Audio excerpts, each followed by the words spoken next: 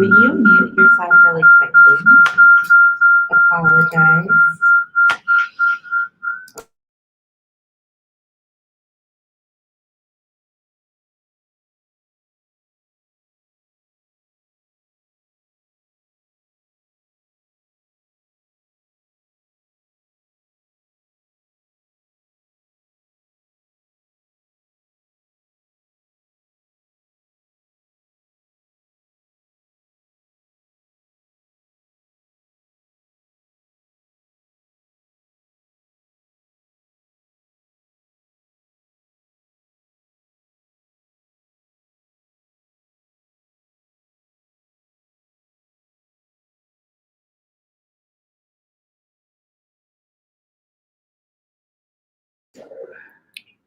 Unmute.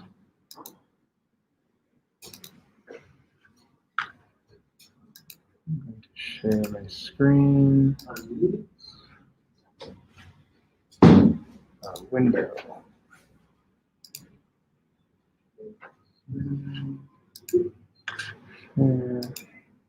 There we go. Okay. I believe we are live. Yeah. There we go. Okay. I believe we are live. Slight delay. Yeah.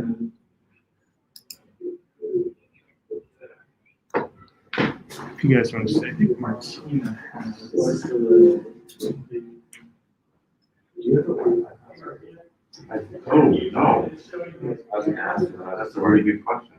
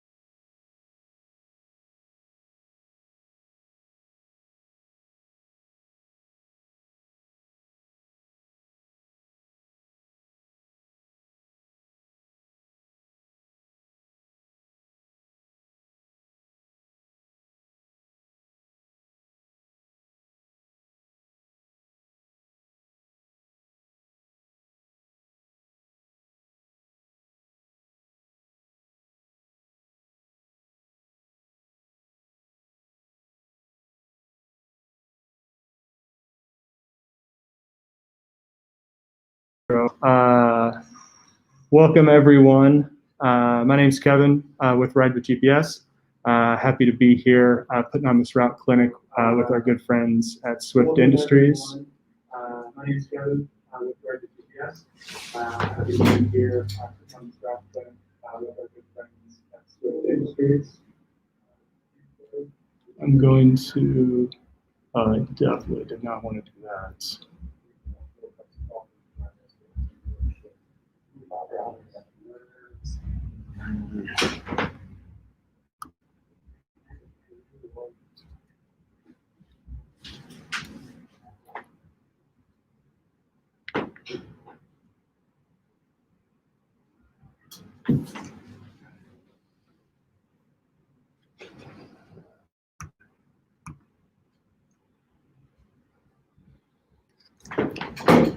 Let me see it. Trying to, is this going to echo us or echo me? You're trying to mute it. Yeah.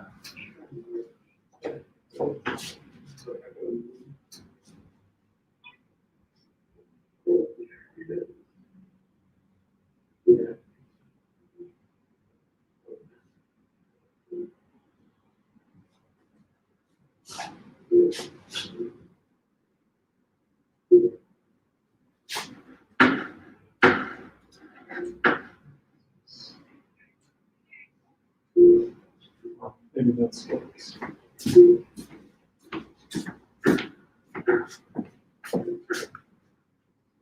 Maybe this is the last thing.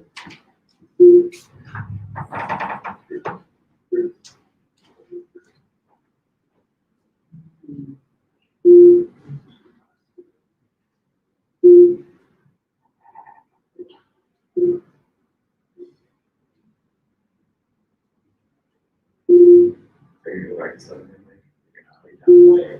just want to see what my financial picture looks like in the fall. And if it's right now, I'm working as a bike mechanic and bike valet. I both my bikes. Where is it? It's the largest bike valet service in the United States. It's right at the foot of the aerial tram. So we park bikes for OHSU employees and students. So a light just turned off. And I like it. I like it. But I don't know if that actually. Yeah, people treat you nice. Right. People say thank you when I do stuff for them. And I like. Okay, we're almost done here, everybody. This is kind of sweet. Getting set up. Oh my God, we're back to Bob Ross. Oh, here, I can override you real quick. I figured that out. Please do. There we go. I mean, if there's an echo, I can deal with it. I just want to make sure there wouldn't be an echo like on the I stream. can imagine. Yeah. Well, I wonder, should we just let go of the live stream and just focus on the workshop? Do it. Does that mean these people won't? Okay. I mean, that's fine. We're still recording, I guess. Is that true or no true? I don't think it would be true. Whoa. That's a pretty long delay. I mean, I can.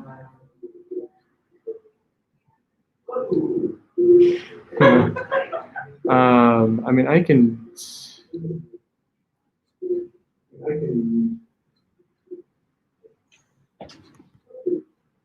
deal with it. I'm fine too hearing echo. I have no problems hearing echo. We're both teachers, so I can live with this. Is my life. Yeah. Well, I'm wondering. So I just turned my. I just turned the YouTube volume down, and now the echo. And now the echo is gone, I believe. It is gone on our end. I'm gonna go check from my computer whether this is audible. Yeah. If you want to do a sound test, that's great. We've got a few people on our YouTube thing watching us. Maybe I know Billy. Actually, Billy's from Alabama. Sounds pretty good at this point. Cool. So maybe we're okay? Thanks, Billy. I think that means we're okay. Billy, you the man. All right. Okay, maybe now we can get going. Sounds good. And if we're not, then we're not. All right. Oh, we're good. Woo. I'm gonna hang out over there for a second, and then I kind of just want to come and Yeah, be sure. part of this. Yeah, if that's cool. Okay. Okay, once again, hello everyone. Hey. Woohoo! Thanks for stopping by the clinic here. We've got a few folks in the room here in person, and then everyone else out on the interwebs. I will try to have this not be as rough around the edges as possible. It has admittedly been some time since I've given one of these. Plan here is to cruise through the web route planner, maybe spend 10, 15 minutes on that. And then I should be able to broadcast my phone on the screen here, and then we'll go through some mobile stuff, spin through the mobile route planner. I have a way to launch navigation and a ride in like a simulator in our app, and then we can kind of like see that and go through the on-screen settings and stuff like that. So here is your homepage, your dashboard, lots of stuff here that you get access to: calendar, routes, rides, collections, to store groups of routes, etc. Route planner is right up here in the top, and that drops us into where everything happens. You got your map set up here. You can full screen the map here. You can collapse these left and right side panels, as we refer to them, here with these little buttons. You have your cue sheet over here in the left. This will list the number of routes on the screen and the cue sheet as we generate a route, which you'll see here in just a few minutes. And then we have all of our kind of action buttons here. And before I get too much farther, sometimes, well, it doesn't slip my mind, but we've got a bunch of buttons here to do a bunch of stuff like adding custom queues, POIs, points of interest, and a bunch of other stuff. But we also recently introduced a right-click menu. So anywhere on the map, you can right-click and generate a number of actions. And this is probably my most favorite tool here in the route planner. So you can do things like undo, redo actions, add a bunch of stuff, get lat long, and then the very, very best one, show street view and right-click, which is pretty sweet. So, and we'll obviously get to that here in a little bit. Probably first thing we should touch on are our map styles. So we have a drop-down up here in the top right that says map, and this lists out 11 different map styles. Going from the top, map, terrain, satellite, and hybrid. These are all Google-based map tiles. We pay exorbitant amounts of money and license these maps from Google. While you are using these maps, you are also using Google's routing service. So as you click around the map and you generate the turn-by-turn directions over here utilizing Google's routing service. Below the hybrid one here are the RWGPS map style. These are our map tiles. These are map tiles that we style ourselves. This map style and everything else below that uses OSM's routing service. So uses OSM stands for OpenStreetMaps. So when you're using one of these map styles, then the routing will in theory be, well, it'll probably be pretty similar, but you may get some different stuff.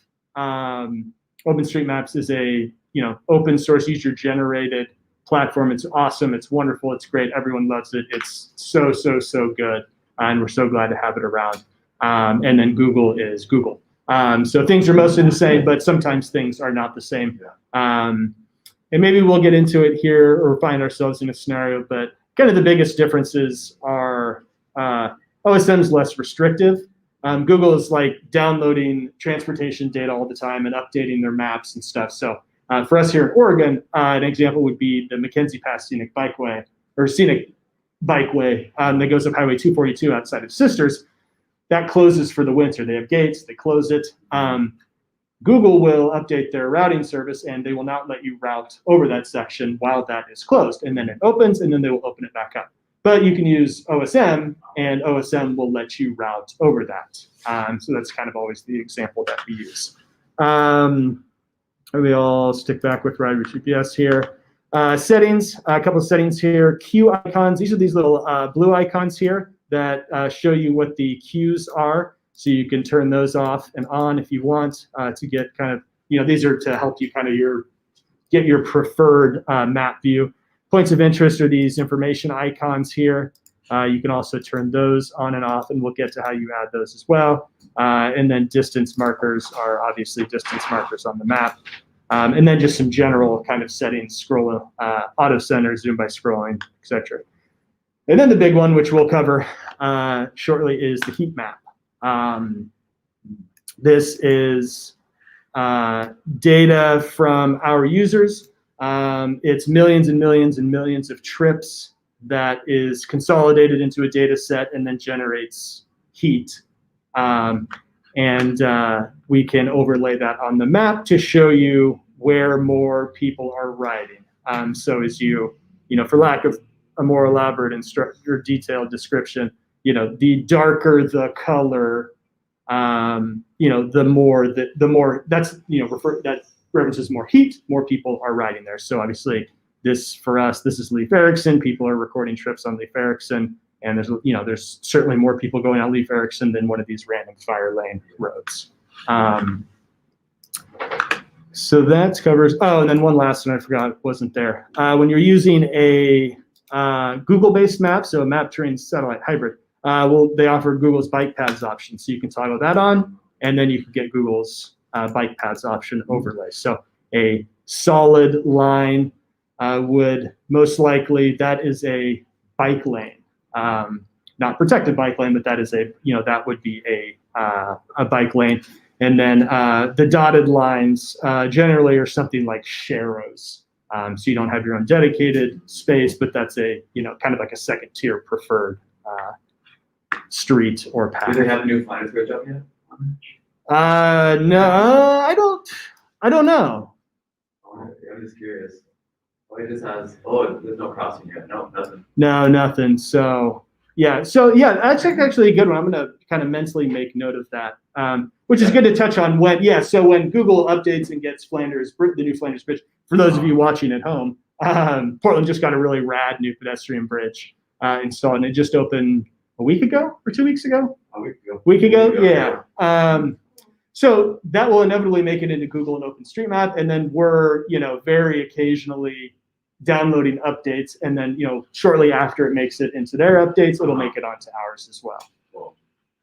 Okay, so what I'm going to do here, everyone's favorite button's up here at the top, undo, redo. So if you get yourself into sticky situation, or if you're kind of like just roaming around the map and then you accidentally click and you're like, what's that? It's like, just undo it and you're good. And then as we get started here, I'm just going to go ahead and clear map, and we'll say, yes, are you sure? And I will, in fact, say, yes, are you sure? I have a quick question about the heat maps. Yes. Is there a key that tells you what the density is? Like, no key. Let's see. Or could you click on a line and it would tell you? Not yet, but we're trending towards that. So the heat map data uses public trips. Right. So we said, okay, we're going to get a gazillion trips into our database, and then we're going to exclude all private trips, and then we're going to exclude all trips by users that have their privacy set to their profile set to private. And then that leaves us with what we have, and then that's what appears on here. We are working on the ability to right-click and be able to extract a trip. So if you saw something, it's like, oh, that's interesting, some unique spot or something, you'd be able to right-click and get hopefully a menu of trips from that spot, and then you could select it and view that trip. In terms of kind of like a legend, it's not necessarily, the heat isn't one-to-one. Right. If it was, Portland would look like it was on fire and you wouldn't see anything else. Same for another city. So we actually imagine a tile. Let's look at a street grid here, I guess, and see if I'm asked. So we have a street here. Okay, perfect. So the heat, these map tiles and the heat as well, each tile is surrounded by 8 other tiles. So here, let's use this one. So we have 1, 2, 3, 4, 5, 6, 7, 8. So we take the heat, we look at the heat in these tiles to help us generate the display of the heat in this tile. So the reason we do that is if somebody, if everything was one-to-one, Portland would look on fire, you wouldn't see anything in rural areas. So, something in Portland, Springwater Corridor has, 1 trillion trips, and that would just be the only thing you see on the map. So if we, notice a rural road that has 5 trips, and we notice that there's nothing around it, surrounding it, we will increase the heat so it displays on the map so you can see it.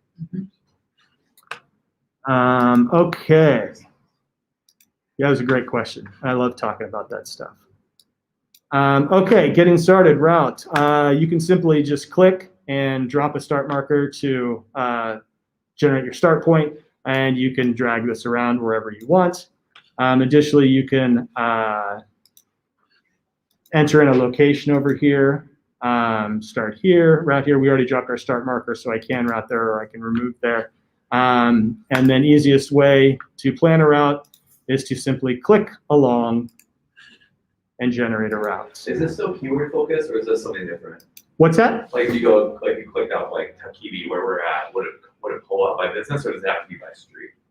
Like for point of interest, or? Oh, so, and that's good. So we're looking at Google here. So these are all just Google's services here. So these have nothing to do with, I guess, our tools that we build around. I can certainly click on Ty Bloom here and get Ty Bloom's information and get Google Maps. And we will route there when you do select a point of interest. And I'm going to undo that. Or if I wasn't from Portland, I just want to say I need to find a CVS pharmacy. Would that? I don't. We wouldn't do a generic search. Okay. Correct. If you had an address, so like 404. right, 404 Northwest 23rd, that is this, that's Snow Peak where we're at. Yeah, for sure. And if we go to another map, let's go to RWGPS, you'll notice we're not using Google anymore. Those services are gone. There are some things when you zoom in and you get additional information. I think OSM has a fair, OSM's got a good amount of stuff as well. And this is all user, like OSM, this is all user generated information. So, Java Hound, for example, somebody at some point in time went to Java Hound and then submitted this service to OSM, and then it makes it onto the map. But if we're here and maybe our routes, we can touch on Pois right now. If we, our route is off, our route isn't going on Northwest 23rd, but we were zoomed in, we saw Java Hound and we like coffee. We can drop a POI here. So this is now, we're dropping our own point of interest, or as I like to do, I'm just going to right click, and we have a number of different POI icons here. And in this case, I will in fact select coffee, spell it correctly, Java Hounds, and there we go. And you can put in, website, telephone, whatever you want to put in there. Google gives us more zoom levels, so I'm going to zoom in. I'm actually going to right click and show, you can get right click and get latitude, longitude for anywhere in the world. So you can actually get that, and we give you an easy copy button. So I can click on this description. Boop, there we go. Cool. Now we got it. So, if you had stuff off your route, we'll see it on the phone. You could tap on it and copy and paste that and stick it into some other program or something. It's just nice to have lat long there. Okay, so we're planning. We can, oops, delete that. Good. Go back to add route because I was still on there. I was just going to turn the heat map on, turn that off. Every time you click, we will drop one of these little white dots. I'm going to undo a lot of these things. You'll drop one of these little white dots. These are called control points. So these are kind of anchors of sorts. And you have the option over here to drop your own control points. And what these do are these lock off parts of your route. So you can add them and you can also remove them. So let's remove a few of these here. So we have the start icon and then we have the control point here. Now, if I wanted to kind of do a drag and drop and try and manipulate my routes, it's going to be hard because there's, without a control point, this is really being represented as one piece of route. So it's hard for me to kind of like maneuver the end. Maybe I just want to change the end and not the beginning. So that's going to be tough. So what I can do is I could come over here and drop a control point. And now what this does is this locks off the rest of this route. So now I can grab in between these two here and I can do whatever I want. I could drag this across the ocean if I wanted, and it would not affect anything before or after. Correct, yeah. And if you can just simply drop it back. And this is a good, control points are great because I like to, if I want to move my start, I'll just stick one right after the start, and then I'll drag my start marker and be like, well, I actually live over here in Ladd's Addition. So I'm just going to drop it over here, stick it right in the circle, and now and then we're out to that control point. Yeah, correct. Yeah. You're just correct. So Yes.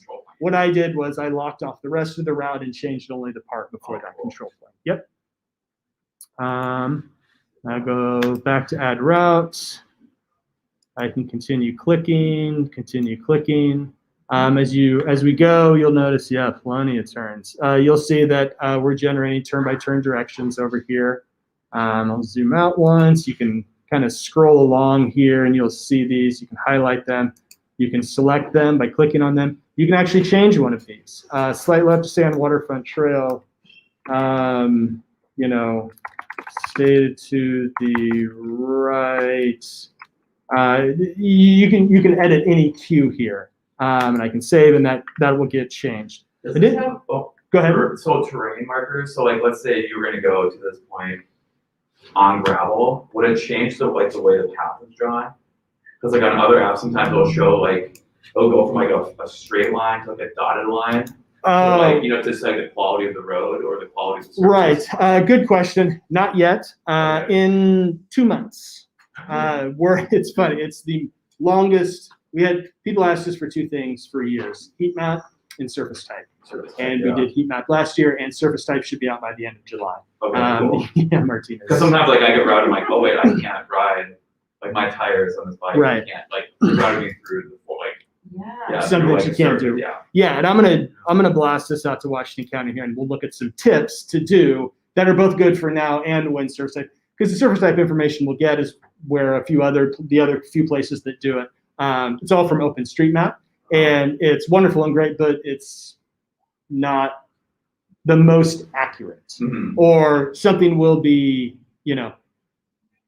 it'll be unpaved, but it's not known if it's gravel or dirt, so it's just listed as unknown. Yeah. But there is a gravel category and there is a dirt category. Mm-hmm. So, it'll be a good indicator. Well, what is dirt, what is gravel? Exactly. What we call something, somebody in the UK, maybe theirs is a class 4 bridleway. To me, it's like, well, I don't know what that is. Yeah. So we'll touch on a couple things here in just a second to help that out. To wrap up, you can also add in your own custom cues. So, and this is one of the most used features in the planner. So I can click anywhere on the route when this custom cue box is selected, or I can simply hover on the route, right click, add custom cue, select a number of things. So food, so last food stop of the day, or whatever you want. And we'll see when we get inside the mobile app. All of these cues, our app will read aloud, just like Google Maps, voice navigation, uses text to speech. And any custom cues that you put in there will be read aloud just like any other cue. So you can type anything you want, and the app will read anything that you type. All right, let's get a big click out here. Oh, go back to Ad Road. Yes. Burger. All right, so we're out here. Surface type stuff, just to get a better lay of the land. Our good friend, Mr. Street View here. So you click, you hold, you can drag this person around. General rule of thumb. Well, the definite rule of thumb is anything that is blue, you are able to street view. That highlights in blue. Anything that is not, you are not able to street view. And it's slowly not becoming the case a little bit less, but for the most part, or for an amount of time, Google wouldn't street view gravel roads. They would just stay on paved roads. Mm-hmm. So as you see things and you see like, okay, well, there's a road here, but there's no street view, not the worst chance that is gravel. So let's just see, this may be, this might totally backfire against me, but we can just come in here, drop the little man here. Oh, yeah. Sure enough, that looks like gravel. Yeah. And actually the whole thing kind of looks like gravel. So we could even back up here a little bit. Okay, that's right. So I know Helvetia Road is paved. So we can come right to this corner here. And you can actually kind of like double click along here. Oh yeah, that's right. Okay, so this does kind of, is this where we're going? There we go. And now we're on gravel. Okay, yeah. So Street View is awesome, wonderful, one of the best tools to get out of Street View and click this little arrow. I might also point out that we're using Google Maps and we're using Google Street View. We can go into any other map. So here's Esri, totally different map. Street View is also available in other map styles. Yeah. So awesome. Yeah, so if you wanted, a lot of people prefer something else. Like Esri. Esri has topographic information, so you can see contour lines here. Like that, you can still use Google Street View. And while we were here, there's a little dot. This little guy right here, this is called Google Photos. So people can upload photos to Google from anywhere, and those make it into our updates, just like Google Street View updates. So you can grab the little man, and we've seen the most bizarre things that you could ever think of with these things. So most of them are really cool. It's like, a road that doesn't go up to a summit, you can't street view up there, but a lot of people have taken photos of the summit, so you can still get a view of the summit or whatever, or peaks or something. Google, it's really a cool tool. Okay, we're gonna get out of there. Didn't errant click, so I can undo. let's see, elevation profile down here. Nice and powerful. As you scroll along, you can see kind of the blue cursor on the route line. That's the, those are the matching points. You can click, hold, and drag and make a selection of the route. And you'll notice over here, these now become selection tools. So I can do a number of things here. I can actually change the route line color if it's, say, gravel or something. What I like to do, or what some people do, is make a selection and then click delete selection. Now we have two pieces of route. We have the beginning of our route. We have the second half of our route, and then we have a little green start icon that represents the start of the grayed out. So the grayed out route is the non-active route. But I can still plan around just like normal.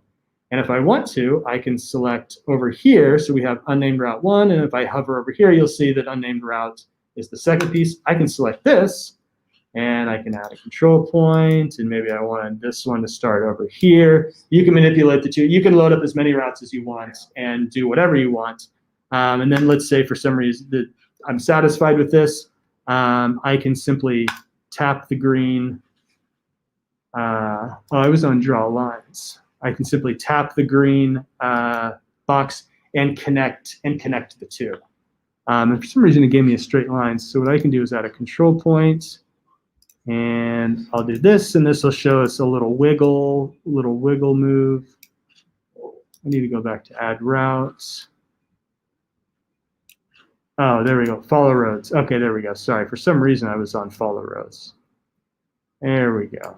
And now we've got ourselves now we're back to 1. You can import existing routes from yourself or from anyone. Actually, I should show you where that was. Up here in the upper left corner, there's two things. You can add a new route. So what this does is grays out your original route and lets you just start planning a fresh new route. Or you can import an existing route. So we'll default to your routes and rides. So you can select a number of rides, you can select one, or you can just do a generic search. What is, sorry for the H word, but I just wanted to type up something that I knew was kind of out in this area. So this is, here's a very awesome rad local group. Everyone in the room is shaking their head, nodding their heads, OMTM. So this is, OMTM, Elder North Plains Endurance Route. This is not a route that I own. This is from someone else. It's a public route. So I can select that route, and I can load it into the route planner, and there we go. I can go back to this one. Let's say I didn't really want this. So I can remove this route. Are you going to remove? There we go, confirm. Okay, now we're back on here. And let's say for some reason this was my good route. I can simply tap here, and now, right. So yeah, we just backed into, where I was like, okay, well, I'm going to start here, and I'm going to plan a route. I would have obviously loaded up this other route in the beginning, and then I would have planned the route for my current start location all the way out there. And then I can save it as one route and save it as whatever I want. And it had it as a green dot, and then you just connected it from your start point. Correct, yeah. Another unnamed route. Yeah, so let's say we're out here, and let's say I like this route all the way up to this point of interest here. So what I'm going to do is click and drag and hold and off. So let's go back here. I'm going to select all of this, and we'll select it, and I'm going to delete the selection. Great, so that gives us our first piece. And let's go back to import existing, and we will type in Bacona backwards. There we go. Let's load up another OMTM route. And there's Bacona backwards. Oh, so they actually had it start over here. Okay, so this is fine. We will go back to our original routes, and we'll just go here. I obviously didn't do the greatest examples, but that's okay. So yeah, back to the point, it was just there was a question here in the room about the green dot. Yeah, the green dot will represent the start point of any inactive routes. So the one here that's in red is the active route. Anything else here is an inactive route, and all you have to do is tap the green dot, and that will connect the active route with the route on that green dot. So add new, import existing, good. Duplicate, selection tools, trace. You can split a route. So if you have a super long route, I think you can, there we go. So you can click that. So this is good if you loaded up a long route. You can enter in the split route kind of environment, and then you can just click along the elevation profile and save individual days. So I could save this as day 1 and then save the other one as day 2. You can reverse a route. I should show, let's end the web portion on our trace tool. So here I'm gonna let's say I'm just searching rides, and I find a very cool ride by someone, and I click and I load it. Everything's looking great. This is perfect. So you don't even, I guess this is good. If you find something and you just want to remember it because you're busy right now, and you just think to yourself like, yeah, I want to bookmark this for later. We have it's called pinning. We have the pin option sprinkled all around the site. Whether you're viewing here, I bet you it's probably here under.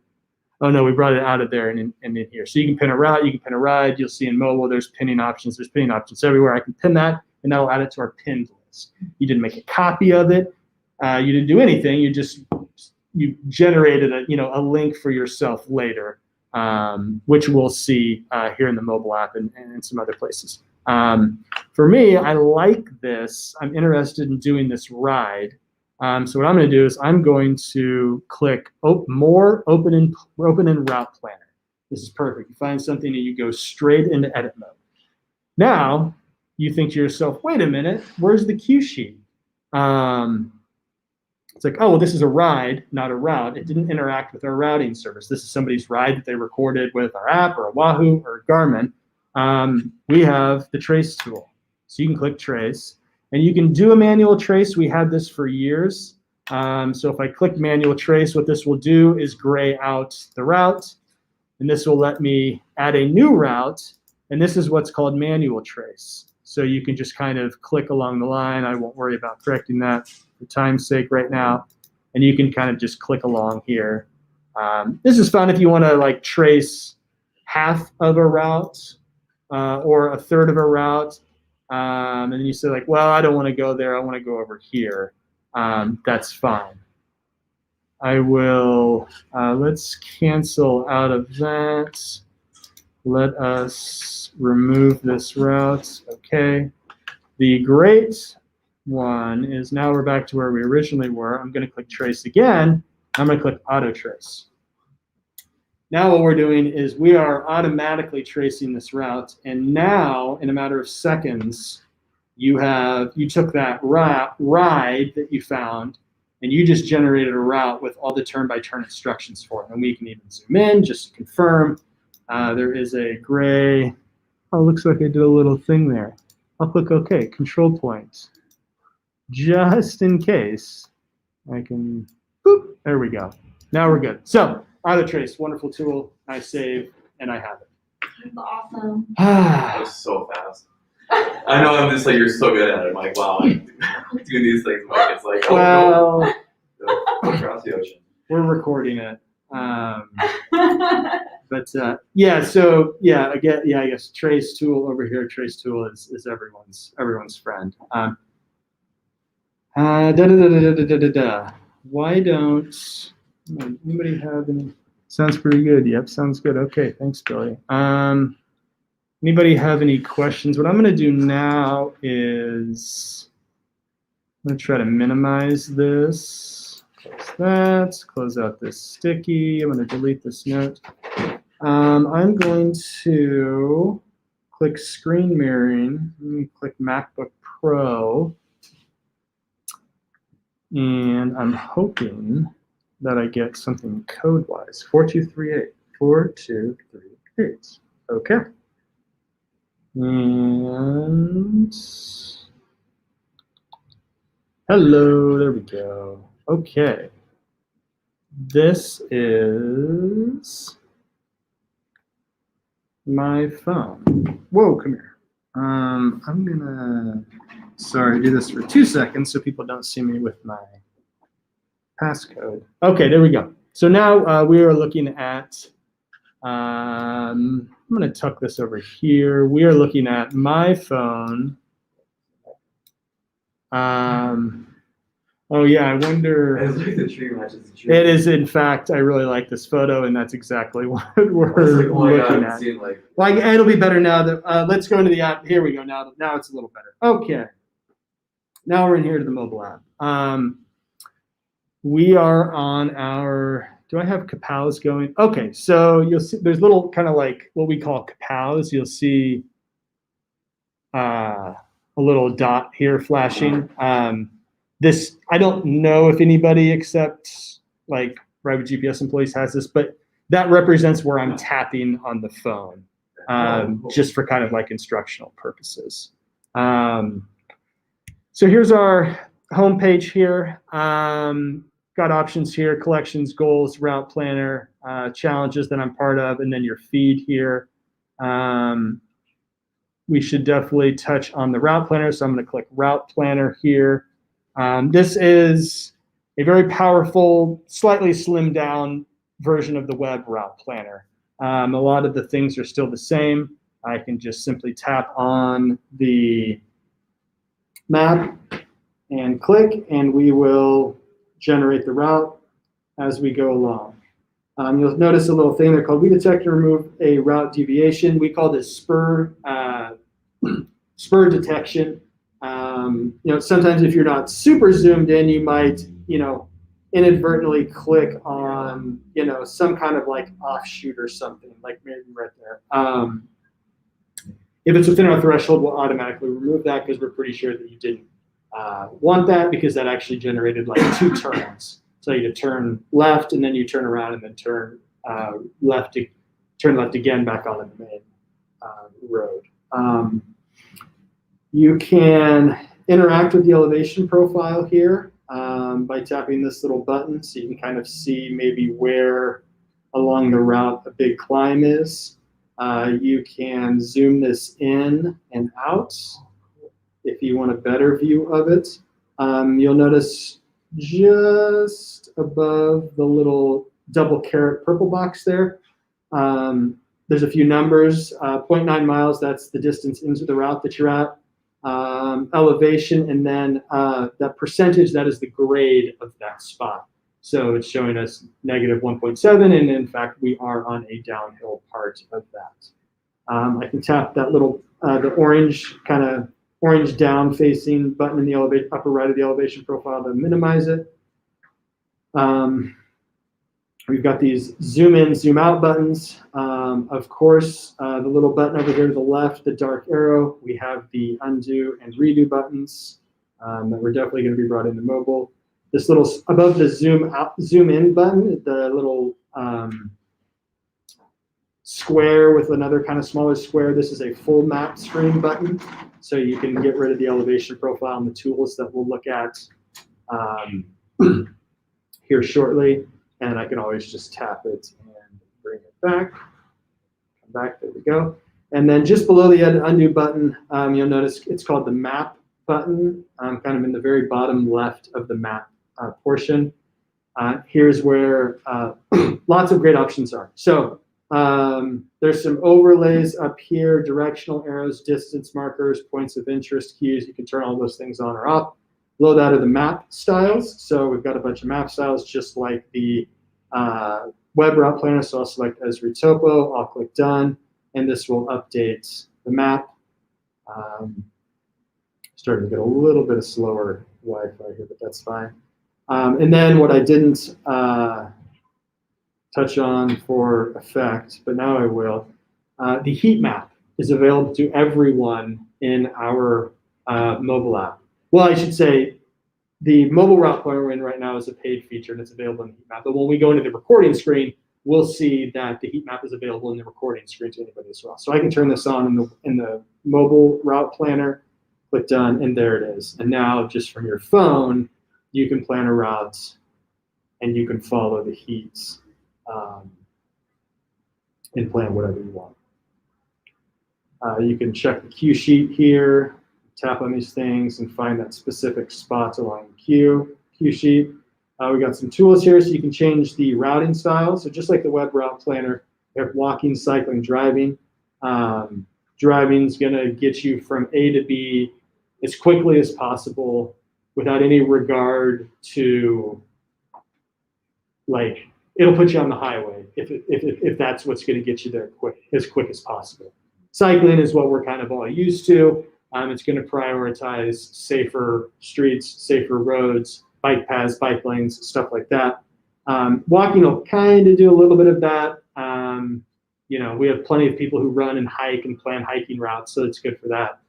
You may, especially in Europe, if you're using walking mode, you may find yourself going down some stairs because there's stairs all over the place. And if you're in walking mode and you can cut out a whole bunch of blocks by just ripping down a flight of stairs, it's gonna do that for you. And then everybody's favorite, draw lines.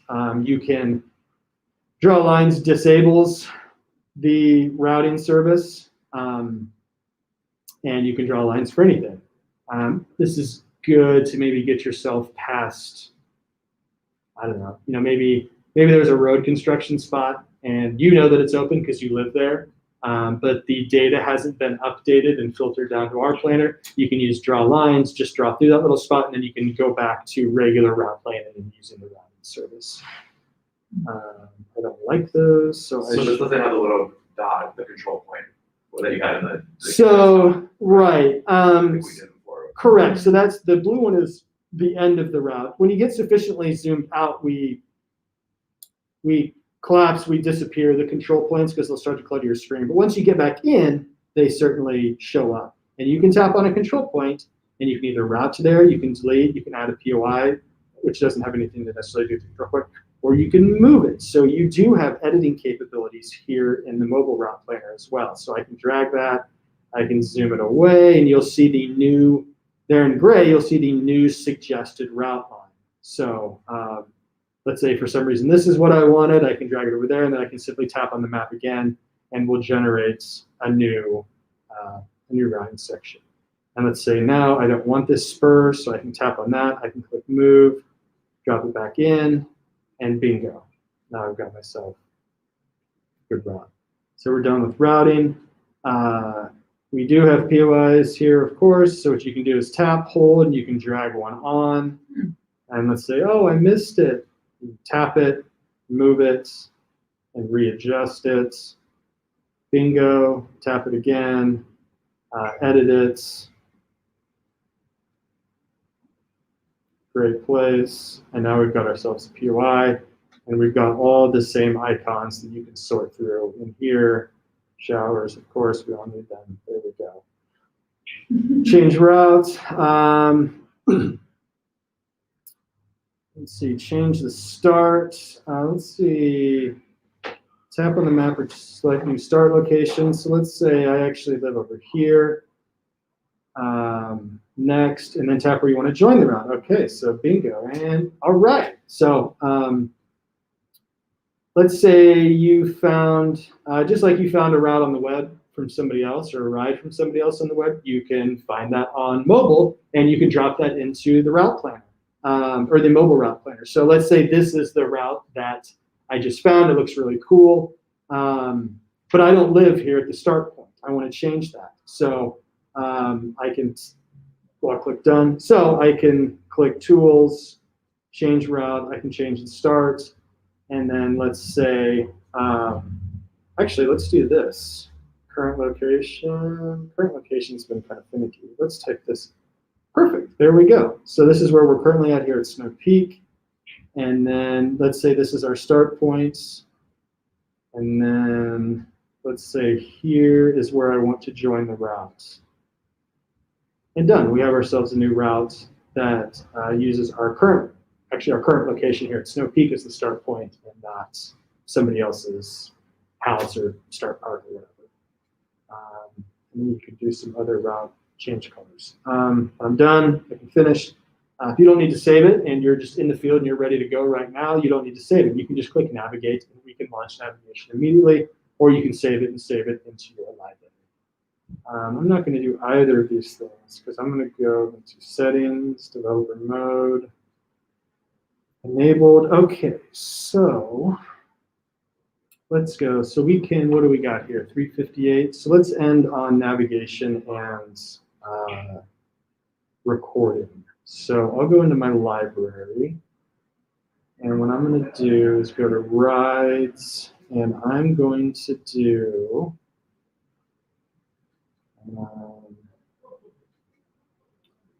Japanese. Oh no, I wanted to do, sorry, I kind of thought about this. I wanted to do Ripplebrook. Love Ripplebrook. Here's Ripplebrook. So I'm going to, now if you're following along at home, don't, because you're, well, I guess you can do this. This is how you navigate anything. What I'm doing is I'm starting navigation of this ride that I've already done. Although my big encore may not be so big if I can't get a GPS signal inside this building. I can certainly zoom out and we can see that it is over here. I'm going to finish this. Oh, it looks like a movie is going to. So let's try to navigate again. I'm going to see if I can cruise over to the window. Or I may actually, let's finish ride. I'm going to kill that. Let's go back in here. Let's try one more time. Rides, let's filter.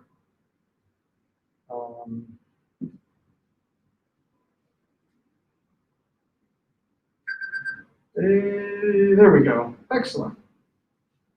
Okay. Perfect. Oh, and I've already started to ride. Okay, now we can go back and I can go to routes. I can also load up Ripplebrook. I can navigate the route too. So what I just did was, all right, navigation is rolling. We are good to go. So what I just did was I started playing. This is actually a ride I did a number of years ago, and it's simulating the exact ride, and then I loaded up the actual route that I was navigating. Again, I don't think anybody watching, nobody has access to this. This is just for kind of everyone else's sake. So this is the recording screen, and I'm navigating. So at the top, you'll notice navigation. Turn right on NF 4630. So you'll see below that green left arrow, 2.2 miles. So that's letting you know that this turn is in 2.2 miles. And sure enough, if I looked over here at the next cue, 2.1, 2.1. We'll get to the metrics here in a second, but those things match up, so that's good.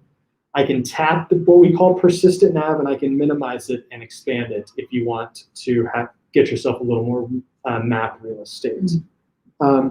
Additionally, you see kind of the north arrow there. I can tap that north arrow and kind of have it always be, you can have the map be centered on the direction that your phone is facing. Or if you tap it again, this is called track up, track north. The map will always be facing north. Top will always be north, no matter what direction you're riding or your phone is pointing. Just below that an icon is another full screen map button. So let's say I don't need the metrics, I don't want them. I can just give myself a full screen map and we're good to go. And then the standard zoom in, zoom out buttons. Just like the mobile route planner, in the bottom left over here, just below where I'm tapping is the map options button. So I can once again change map styles. Let's go into satellite mode. Now we've got ourselves a crystal clear satellite view. I can zoom in, I can zoom out. And then once again, as I touched on, heat map, everyone has heat map in the recording screen, no matter what level of user you are. This is a very conscious decision for us to do this. That way everybody benefits from this. So it's great when you're navigating. It's also great if you just, I don't know, fly in somewhere new or land in a new town or whatever. Just open up the app, start recording. It's on, and see where locals are riding. Get you, that'll show you what the fastest way to get downtown from the airport is, or whatever. Because for the most part, the heat is going to mirror. We ride in Portland here. I don't ride on dangerous roads. I ride where bike lanes are, or whatever. And so, the heat's going to reflect. That. Now let's get to the metrics down here. So we have 5 metrics down here: distance left, speed, duration, estimated time. You can swipe over and get 10 more metrics. And you can kind of keep swiping these. One thing that we need to figure out a better way of doing that nobody knows. If you long press one of these metrics, you will get a list of 27 metrics that you can choose from. So you're not stuck. Yeah, I know. Human resources. Every time. We don't have human resources at our company. I'm just kidding. That is heart rate. Which Sometimes is the same. that's right. Nice. Elevated. This is actually good. Yeah, so this is actually cool. Our app supports Bluetooth. Bluetooth is free for anybody. You can pair a heart rate monitor, speed and cadence sensor. You can do all those things, and you can get all those metrics that you want displayed in the app. So you have a heart rate monitor, great. Turn on heart rate. You have a speed, you have a power meter, great. Get your cadence. There's other stuff down here too. Average heart rate, average power, average cadence. You can, knock yourself out with all the Bluetooth metrics that you want.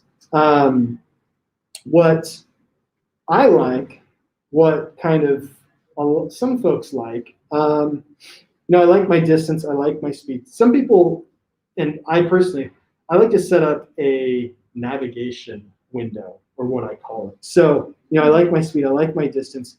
Down there at the bottom left, distance left, I have 57.7 miles left in the route. So that's just going to keep counting down until you get to 0, and then you're done with the route. And that is the route that you are navigating right now. That is the distance left that you have on that route. All the way over here, estimated time. This is the estimated time to completion for the route that you're navigating. And this is, we spent forever on this. It is insanely accurate. It's scary accurate. I think it's after about 10 minutes of recording time, we will start constantly calibrating this time to your current ride. So if you were to, 5:12, if you were to stop for lunch right now for 30 minutes, that's going to be bumped out. Your estimated time is going to be bumped out. If you start just flying downhill, it's going to start getting quicker and quicker because you're going faster and faster. Like predicting. It's closer than 10 minutes. I think it's 5 minutes or even less every time we're refresh isn't the correct term, but every time we look at your current ride and update that. So we've done some pretty big time stuff, and we generally get back within 7, generally like 4 to, always under 7, but like 4 to 5 minutes. So it's not a cross-reference against other people who have done that ride. I always thought, oh my God, this is how long it's going to take someone with a better bike than I have. No, and that's ride faster. That's what I thought. This is for I know, who knows what you're comparing yourself to. So if you are viewing, hey man, sorry, Jason just showed up late. No, just kidding. No, that's a good question. So here I am viewing the Ripplebrook Backroads easy version. You'll notice just underneath that estimated time. 5 hours, 8 minutes. So a paid member has access to estimated time. We use your ride history to generate this. So this estimated time is specific to you and no one else. Now it can be, if you're only doing rides, if you're only riding bikes, it's pretty accurate. I don't have a lot of free time anymore, so I've actually been running more as of Yeah. late. I hate to admit it. So my estimated time here is a little more wonky because I've got slow runs factored in. We haven't.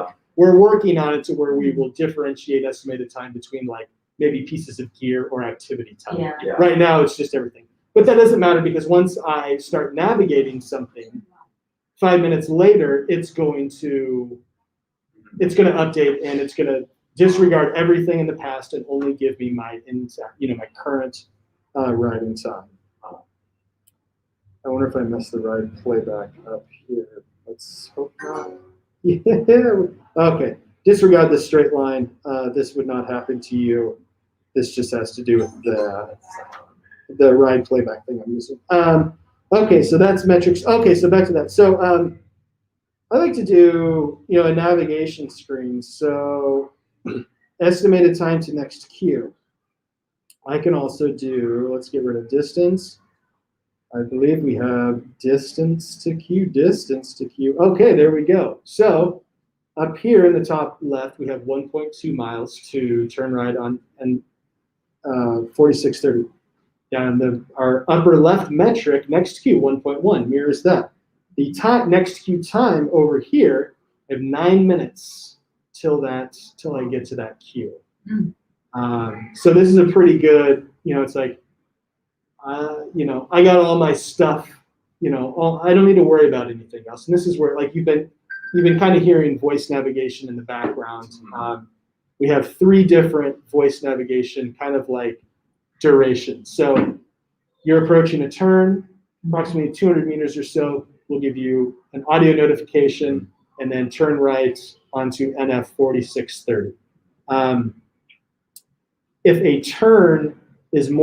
your next turn is more than a quarter mile away, we will say in 4 miles, turn right, or in 1 mile, turn right, or 23 miles, turn right. And we do that to kind of put your mind at ease. So it's like, okay, in 7 miles, turn right. It's like, okay, I don't have to do anything for 7 miles. I can look up, I don't have to look at my phone, I don't have to worry about missing a turn. I got nothing to do except ride for 7 miles. When you get a quarter mile away from that turn, we will beep you and say, in a quarter mile, turn right, to let you know, hey, that thing you forgot about is coming up. And then as you get to that turn, and if we're still doing this here in a few minutes, we should get those. For a turn right on NF 46. So yeah, plenty of metrics around there. Average moving speed, average pace. There's just a conglomeration of everything. The very bottom menu, elevation profile, wonderful. You'll notice a little blue dot down there. That is your spot. That is exactly where you are on the route. We will track you. So you can see where you are on the route. You can see what climbs you have coming up. Just like the mobile route planner, you can tap the little button over there. Now I'm here, and we can do what's called scrubbing. So you can scrub the elevation profile. You can interact with it. So I can come over here and be like, whoa, this climb looks pretty steep. What's going on here? We just lost you.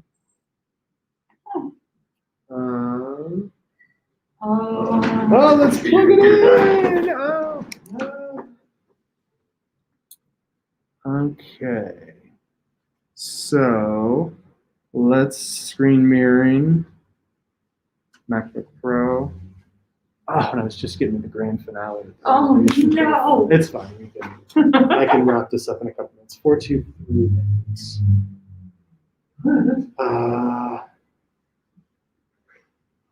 Okay. Hello, everybody. Had a battery's about to run out for Mac. Okay. Okay. So is my Kapow going to get stuck there? Oh, that's a nice little. All right. Also forget about that circle there. That won't happen to you either. So yeah, I can come over here and say, I'm not quite exactly sure. Once again, I can spread them out here. See this? Be like, okay, so I am 29 point. Let's actually make it good. I am 30.7 miles from the summit. There's my elevation. At that point, it's 2.1. Right, and then you'll see that little ET. There is your estimated time to the top of that climb. And you'll actually see it climbing. So. Yes, what exactly? So if you're doing a multi-day, you're doing whatever, and you check the elevation, we're like, oh, I got this big climb. You see this? It's like maybe it's getting late in the day. You're like, it is going to take you 2 hours and 53 minutes to get to the top. Maybe you pitch camp at the bottom because you're not going to make it up before the sundown or whatever. Yeah. So lots of sweet information that you can get from the elevation profile and the estimated time there. We can actually get it back there. Yeah, no, it's not perfect. Get rid of it. Good. Q sheet again. You can do the Q sheet and see where these things are. This is good for, if you added in a custom queue to this, you could see where your custom queues are. And I think even, yeah, these have little increments. So we count this down as well, I believe. 74 feet, that was, okay, there we go. Yeah, perfect. So 0.4 miles, turn right onto NF 4630. The queue that is highlighted in gray, turn right onto 4630, 0.4 miles. So we will update the queue sheet as well. In theory, we should. If I went back to it, it would probably say 0.3 miles. Tools, you can stop navigation. You can hop into the route planner. Oh, this is kind of cool. You can add POIs to your ride and save them with your ride. So let's recenter. Here I am. I'm riding. No, I didn't want to do that one. Oh, maybe I did just add one. So maybe you were riding and you ran past like a good water source, or you found a cool like dispersed campground that you wanted to, kind of quote unquote save for later. Just come into tools, add POI, and then I just actually did that last time. And just drop a POI. And then when you save your ride, we will save it and it will be geotagged to that exact spot, and you'll know where it is later. Or if you're I don't know, if you're in a new town and you go to a good restaurant or a good brewery or whatever. Let's see. I guess lastly, yeah, you can do that, I guess. You can turn on live logging. Let's not do that. Let's configure search, live logging interval. Let's go to 30 seconds. We'll see. We can end on this. You have the ability to let other people follow your progress.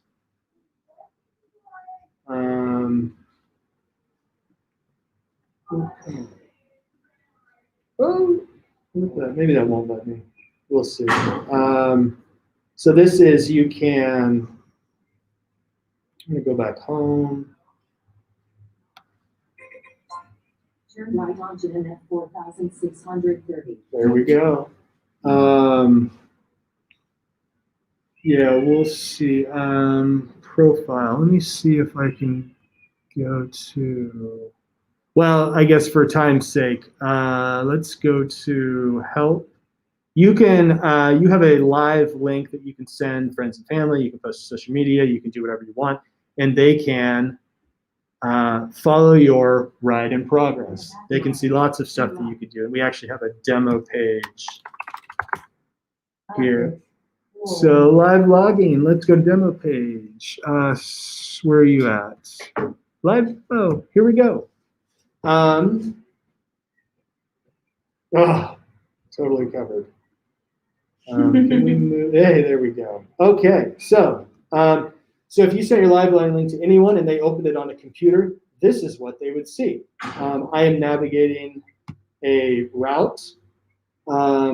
The red line is the route, the blue line is my ride, and you'll see as here I am just consuming. I'm, quasi towards the end. As you take photos, we will geotag those photos to those exact spots, so you can see the photos. See the elevation profile that you're riding, so they can see that you've got a couple little bumps left, and then you're good. And then they see some other cool metrics. Well, they can see a lot of metrics down here, but they too can see your estimated completion time, so they can know when you're going to get back to the end of that route. And then we actually can show your phone strength, the last time your live logging updated, and your phone battery too. Yeah. So, and this is you'll get a narrow view on your phone, but people can view this on their phone as well and get the same setup. And you don't have to have an account for this. It's just a URL, uses your unique user number, and you just tap it and it opens in your browser and people can watch it. Oh, if you do have an account, you can comment on people's live log too, and our app will actually read that aloud to you. So people can leave you words of encouragement, or as we like to do, kind of the opposite side of words of encouragement, make jokes and stuff to coworkers and stuff like heckle. Yes, that's the right.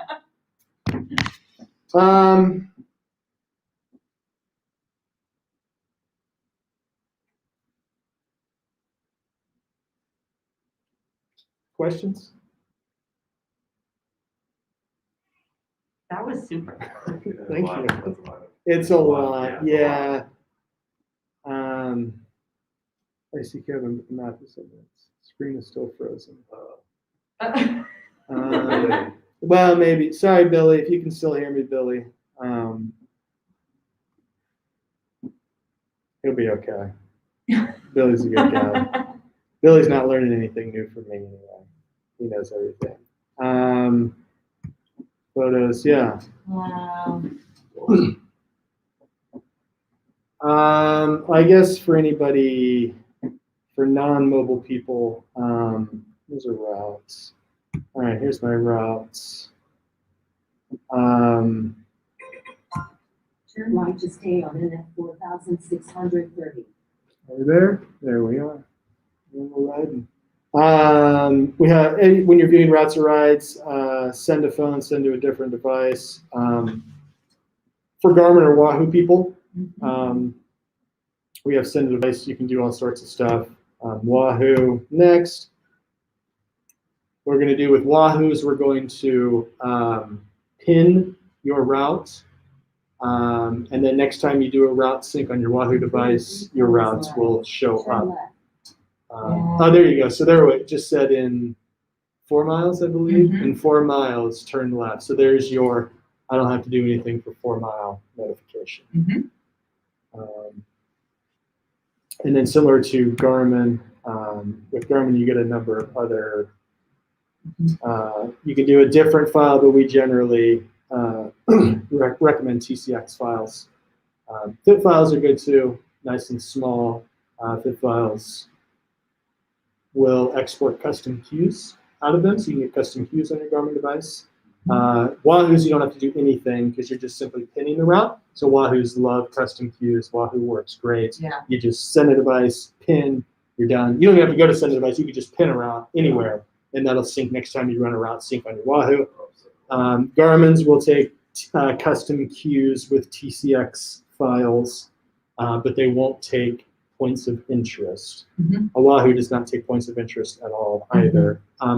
If you use a GPX file, do we have anything? Use a GPX file. You can if you're looking at a route that has POIs, you can export a GPX file with POIs as waypoints, and that will stick POIs. Export as file track. There we go. This little one right here. There we go. You can get points of interest on your Garmin. Just as a little device walkthrough. What do you think, Martina? I love it. I can't wait to watch this again. Good. Just to slow-mo through a Yeah, couple of the I'm touch gonna- points. I know. I mean, that's like our fallacy. It's just like making so many tools, offering so many things, and then I need to try to condense it into an hour. And then I get excited and I get off on tangents. No, and I just go think too it's fast. awesome. And you're having different like route ambassadors, right? Like kind of like vet out routes that are like do like just like Yeah. or like a fire closures, like like check out new routes and update them as well, right? Yeah, And so like, yeah. Aren't they like certified routes or like not like?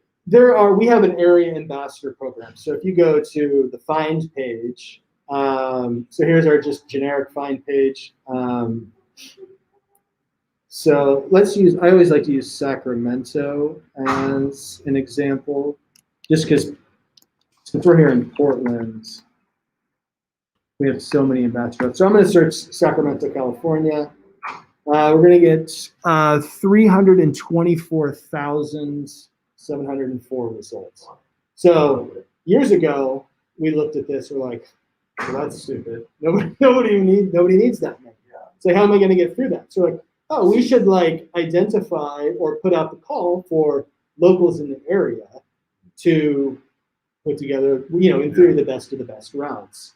And then we will elevate those in search rankings and help promote them. So out of the 324,000, Visit Lodi, since they fall into this 50-mile search criteria, they show up at the top because of all the 300 and some odd thousand routes. We want you to see Visit Lodi's routes for sure because they have photos, they've been vetted, they have descriptions. We know that they are, we know it's, I guess I just tapped on their profile. We know they're good. And we would want you to, for sure see a good route before, somebody's ride that may have whatever in there. Yeah. And there's a scoring process for all of the results.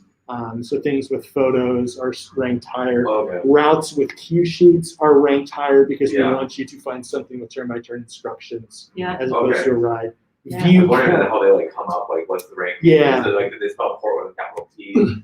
Or did they spell correctly? Like Would there's we like, ding? I don't know if we would ding them for that. or like just like misspelling, like this looks like someone didn't know what they're doing. Like I'm Yeah. not gonna use that ride anymore. It's like, Right, yeah. So yeah, we use things like photos, cue sheets.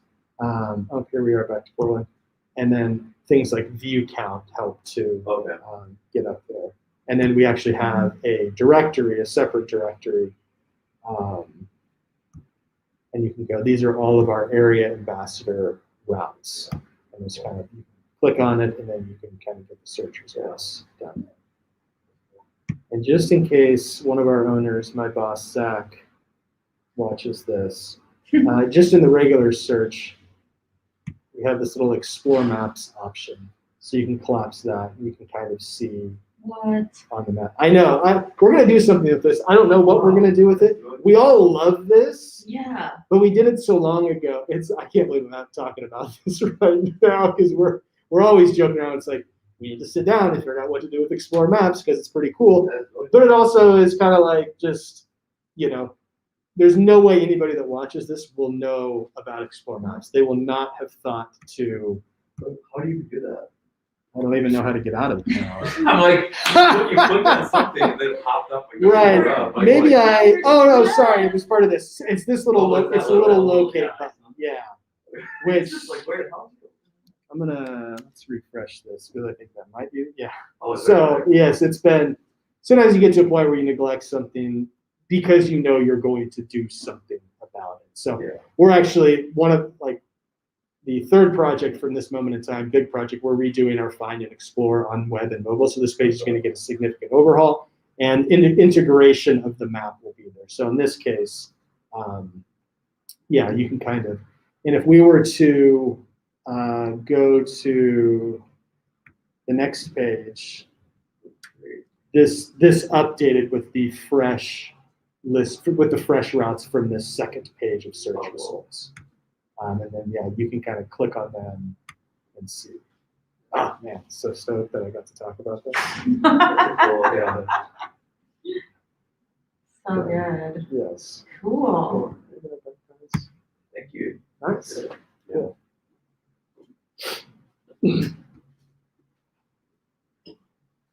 All right. Oh, Well- screen is so frozen. Well, that was probably a while ago. Yeah, probably. Okay, I'm gonna go turn off the live streaming. Okay. Thank you, Kevin. That was awesome. Yeah. Thank you. Thank you all. Thanks everybody who's watching right now at home or watches in the future. I'll stay right here till you give me the thumbs up, Martina.